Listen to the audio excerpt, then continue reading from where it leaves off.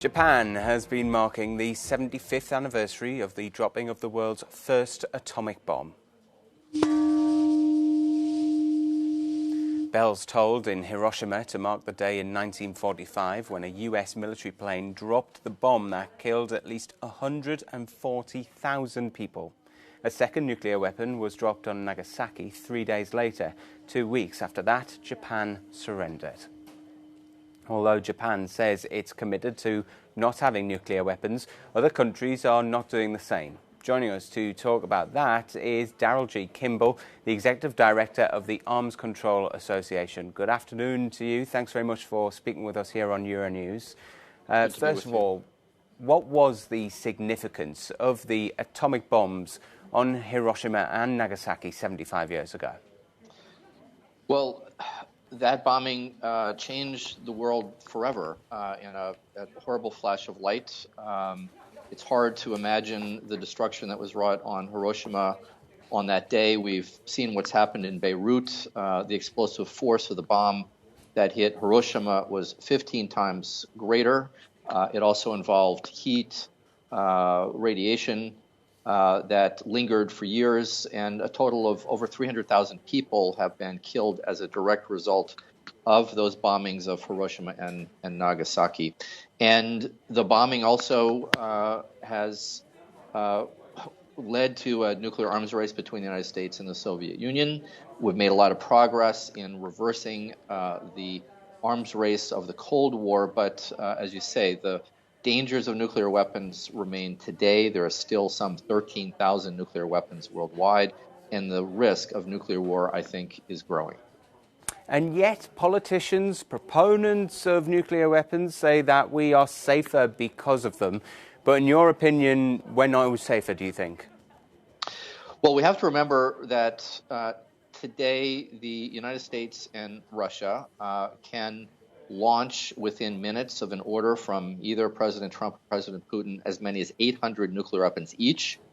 Each president has the sole authority to order the launch of those weapons. So we're still vulnerable to miscalculation, madness, or escalation of a small war between the United States and Russia that leads to nuclear use. We also have other nuclear-armed countries. India and Pakistan have had border clashes that, if they escalate, could lead to nuclear use. And of course, there's North Korea, where we had a near conflict in late 2017 over the fire and fury threats between Donald Trump and Kim Jong-un. So the risk may appear to be low, but the consequences of nuclear use are extremely high. And we have to remember that even if just a portion of the nuclear weapons that exist in the world were used today, let's say 1,000 of those weapons in an exchange, we would see over 100 million immediate deaths and hundreds of millions more in the weeks and months and years afterwards. So we need to turn back this danger. Just because nuclear weapons have not been used in the past does not mean they might not be used in the future. We're talking there about turning back the danger. Considering that Japan has got this pacifist clause, why do you think that Shinzo Abe wants to turn back on that then? Well, Japan is unique in the sense that it has experience, it's the only country that has experienced nuclear weapons use in war. But Japan also is theoretically protected by the United States nuclear force.